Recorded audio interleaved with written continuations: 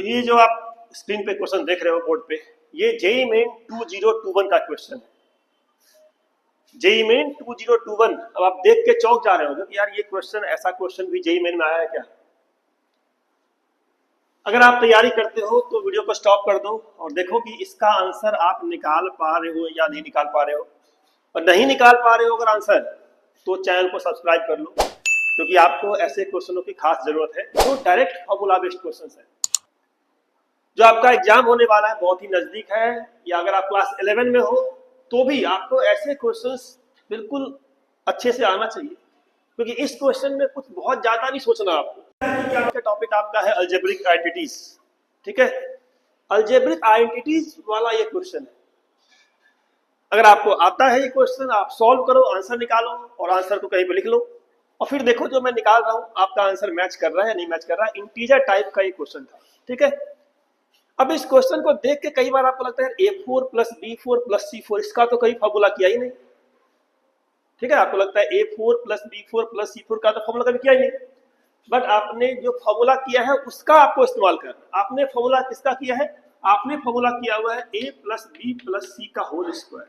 और इस फॉर्मूले में क्या क्या आता है? एक तो आता है A² B² और C², और दूसरा आता है ट्वाइस में क्या? AB BC और CA। बस आपको इस फॉर्मूले का इस्तेमाल करना है, इसका मतलब, क्योंकि A4 B4 C4 फॉर्मूला नहीं है अपने पास। लेकिन अगर इसी फॉर्मूले में अगर मैं A को रिप्लेस कर दूं A² से, B कर दूं B² से और C कर दूं C² से, तो क्या हो जाएगा? ये आपका इसका होल स्क्वायर जब लिखोगे आप तो यहाँ आ जाएगा A4, यहाँ आ जाएगा इसका स्क्वायर दैट इज B4, यहाँ आ जाएगा इसका स्क्वायर दैट इज C4, और प्लस में क्या आ जाएगा? ट्वाइस में आपका आ जाएगा A² B² plus B² C² plus C² और A²। तो जो आपको निकालना था A4 B4 C4, आपको दिख रहा है ये चीज। अगर ये निकालना है तो अपने पास ये होना चाहिए, अपने पास ये होना चाहिए। तो अल्टीमेटली हमें ये निकालना है, A4 B4 C4 निकालने का मतलब अपने को ये निकालना है, ये निकालना है। क्या निकालना है? A² B² C² और AB BC CA जो है इनके सिंगल का स्क्वायर। अब आपको शायद थोड़ा सा समझ में आ गया हो क्या करना है। अगर आपको A² B² C² चाहिए तो देखो इस टर्म को और इस टर्म को ध्यान से देखो। ये दोनों टर्म अगर आप यहाँ पे पुट कर दोगे, कहाँ पे? यहाँ पे और यहाँ पे, तो आपको A² B² C² मिल जाएगा। देखो ध्यान से कितना मिलेगा। ये आपका 1 है, ठीक है, 1 आपका ये, तो 1 का स्क्वायर तो 1 ही आएगा, 1 का स्क्वायर तो 1 ही आएगा। और देखते हैं इस साइड क्या आएगा, 1 का स्क्वायर तो 1 हुआ इक्वल टू, ये आपको निकालना है, इसको मैं x मान लेता हूँ, x प्लस ट्वाइस में, ठीक है, AB BC CA कितना आपका? ये आपका 2 है, तो 2 × में 2, दैट मीन्स आपका x कितना हो गया? 1 - 4 - 3, तो आपका A² B² C² क्या आ गया? -3 आ गया। तो यहाँ पे आपका आ गया -3 का स्क्वायर इक्वल टू, ये आपको फाइंड ही करना था, A4 + B4 + C4। अब क्या रह गया आपका? अब आपका रह गया ट्वाइस में जो ये टर्म लिखा हुआ है इसकी वैल्यू। तो जैसे इसका इस्तेमाल करके हमने A² B² C² निकाला, ऐसे ही इसका इस्तेमाल करके AB² BC² CA² निकाल सकते हैं। तो इसका इस्तेमाल करते हैं हम लोग। अब तो इसका स्क्वायर कर दिया, AB + BC + CA का स्क्वायर कर देते हैं।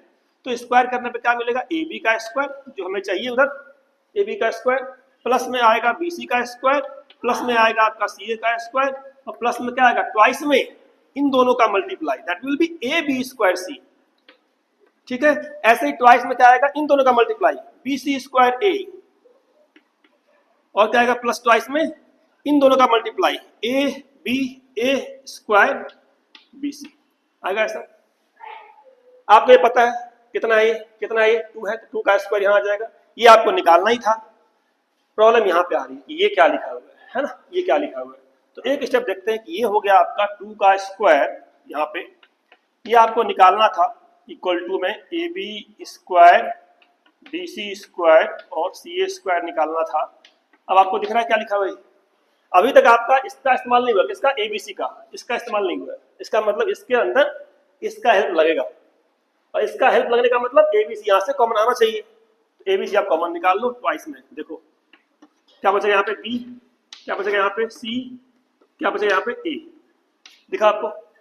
तो फाइनली आपको दिख गया कि ये टर्म मुझे फाइंड करना था, ABC हमें पता है, ये पता है हमें, ये कितना था 3 है, ये कितना आपका 1 है, तो 3 इंटू 1 3 इंटू में 2, तो 2 into 3 into 1 2 into 3 into 1 that is 6।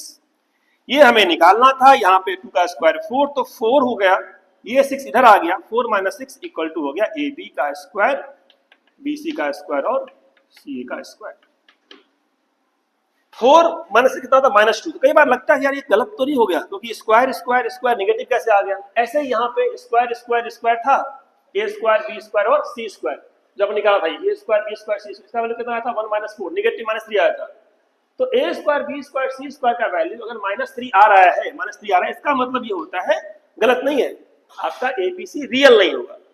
Question में कहीं मेंशन नहीं था कि ABC रियल है, तो ऐसा आ सकता है, हो सकता है ABC में कोई इमेजिनरी वैल्यू, ठीक है, तो निगेटिव आ सकता है, तो घबराने वाली बात नहीं है, निगेटिव यहाँ पे आ सकता है, ठीक है।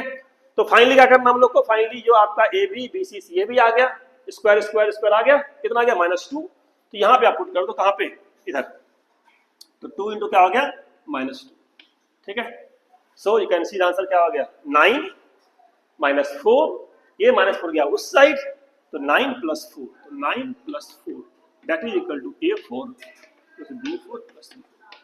तो ऐसे क्वेश्चंस भी आते हैं, तो घबराने का जरूरत नहीं है, आप एंड टाइम तक फाइट करते रहो, पीवाई को सॉल्व करते रहो और देखते रहो कि कितना ज्यादा से ज्यादा आप सॉल्व कर सकते हो। जितना ज्यादा पीवाई को सॉल्व करोगे उतना ज्यादा आपको कॉन्फिडेंस आएगा। सो आंसर क्या आपका फाइनली है 13 इज द फाइनल आंसर, 13 इसका आंसर था। मिलते हैं नेक्स्ट वीडियो में किसी ऐसे कॉन्सेप्ट के साथ।